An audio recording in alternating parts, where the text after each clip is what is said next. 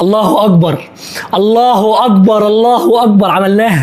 عملناها مصر في دور 16. انا عشت وشفت منتخب مصر في دور 16. اقسم بالله ما قادر اتمالك اعصابي، اقسم بالله ما قادر اقف ولا قادر امسك الموبايل واسجل، مش قادر اعبر عن فرحتي. الف مبروك لينا كلنا، الف مبروك لحسام حسن واللعيبه الرجاله، الف مبروك لكل واحد حضر وسافر وراح امريكا او دخل وشجع منتخب مصر. شككوا فيك كتير يا حسام، واثبتت ان انت مدرب وطني، اثبتت ان انت مدرب مخلص وبتحب تراب بلدك، اثبتت بكل ثقه انك عندك تكتيك، اثبتت لكل الناس انك بتعرف تدير الجيم صح، اثبتت لكل الناس انك عارف امكانيات اللعيبه اللي عندك وامتى انك تستخدمها، وامتى ان انا حسيت ان في لعيب عندي مظلوم طبطبت عليه وقفت جنبه وسندته اديته الفرصه ونزل. هيثم حسن كان كابوس قسما بالله للدفاع الاسترالي، وهيبقى كابوس لاي مدافع بالاداء والمستوى ده. كواليتي وجوده غير طبيعيه عند هيثم حسن. الراجل ده ما يخرجش من الملعب. سيناريو اللقاء يحبس الانفاس. انت في دور ال 16 من كاس العالم، مصر، لا انا عايز اقف. مصر في دور ال 16 من كاس العالم. انتوا متخيلين يا جدعان؟ انتوا مستوعبين؟ انا عشت طفولتي وشبابي وعمري كله بحلم ان احنا نتاهل لكاس العالم. احنا النهارده في دور ال 16 بعد ما منتخبات كاس العالم زادت بقت 48 منتخب وبقى في دور 32. احنا في دور ال 16. احنا من افضل 16 منتخب رسميا في العالم دلوقتي. بفضل مين؟ بفضل العميد حسام حسن. قوم وقف ودي التحيه للعميد، يلا قوم يلا ادي التحيه. وكلامي ده للمنتقدين، كلامي ده للمشككين. كون شخصيه تاني وهيبه لمنتخب مصر، خلى لنا شكل، جمع اللعيبه، خلى في روح، خلى في حب للتيشيرت تاني لمنتخب مصر، خلى الناس ترجع تشجع تاني منتخب مصر. النهارده انا شايف الناس بتعيط، اقسم بالله بيعيطوا في ضربات الجزاء وفي الماتش وفي الكور اللي بتضيع. كان احساس مش موجود ومنعدم، بس الحمد لله عملناها. ودلوقتي احنا رايحين للارجنتين، رايحين لميسي. يعني يا نكون يا لا نكون، يا نكتب تاريخ اكتر وباذن الله نقدر ونعمل ماتش للتاريخ قدام الارجنتين، وباذن الله نحقق المفاجاه قدام ابطال العالم. ليه لا نقدر، عندنا الامكانيات وعندنا الروح. النهارده يمكن ما كناش اقوياء فنيا كعادتنا، كنا قليلين شويه وكنا خايفين شويه. ابتدينا اول ربع ساعه واحنا خايفين، اللعيبه رجلها كانت بتخبط في بعض حرفيا. استنينا تلت ساعه تقريبا عقبال ما دخلنا في الجيم وابتدينا نقف على رجلينا شويه. ربنا كرمنا بجول امام، والحقيقه ان كريم حافظ هو نص الجول اذا ما كانش 75% من الجول.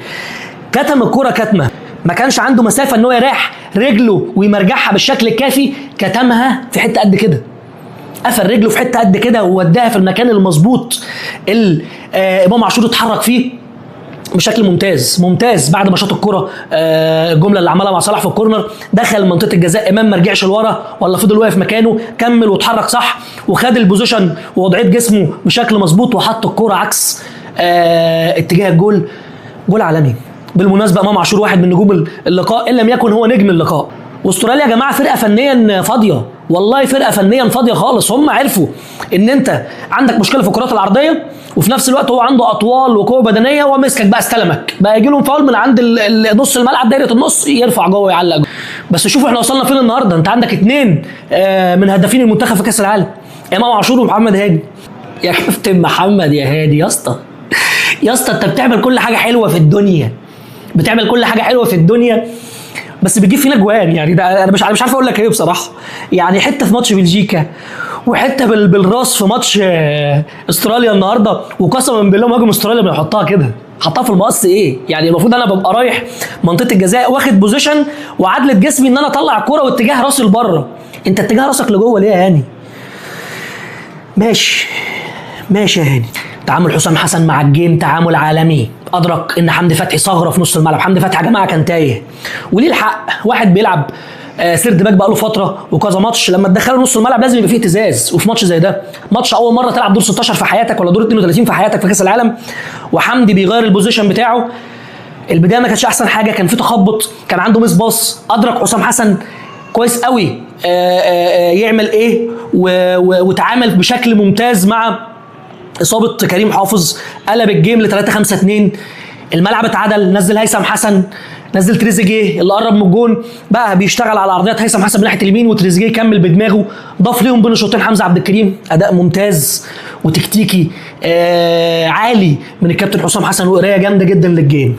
وبالمناسبه يا رجاله، عايز احيي حكم اللقاء من كل قلبي قسما بالله، اللي تغاضى النهارده عن كتير جدا من الكروت الصفراء، اللي لو اي حكم تاني موجود النهارده كنا زماننا بنلعب ب10 لعيبه. ياسر ابراهيم كان متهور وكان التايمنج بتاعه متاخر بشكل رهيب رهيب. اعذروني ان انا بتكلم على الحاجات دي دلوقتي بعد الفرحه الكبيره اللي احنا فيها، بس دي حاجه لازم تتعالج.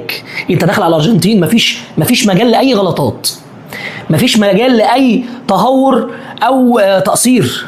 دوست على نفسك ووصلت هنا، يبقى لازم تلعب برجوله، يبقى لازم تستغل الفرصه، لازم تعمل حاجه قدام الارجنتين، لازم نعدل ونبص على شريط الماتش ونعالج كل اخطائنا. يا عم ياسر انت كنت النهارده تطرد اقسم بالله مستريح، وقسما بالله 4-5 كروت صفرة صفر يتحاسبوا، والراجل فين اداك في الاكسترا تايم اول اصفر.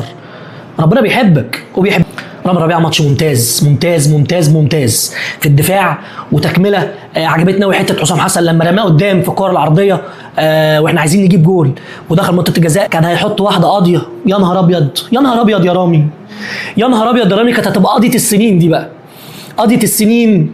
مالكش حظ يا ابني، ربنا كرمنا والحمد لله كسبنا بعد ما نشف دمنا في ضربات الجزاء. بس يا عم صلاح البنان كانت جامده دي، انا ما توقعتهاش قسما بالله والله، ولا اي حد توقعها والله، ولا اي حد توقعها. حطها وبص للجون بصه كده اللي هو عامل لي بقى انك بتغير وبتاع وانت الجون الخبره. طب تعالى يا خبره، الفراعنه في دور ال16 وجاي لك يا ميسي، جاي لك يا ميسي.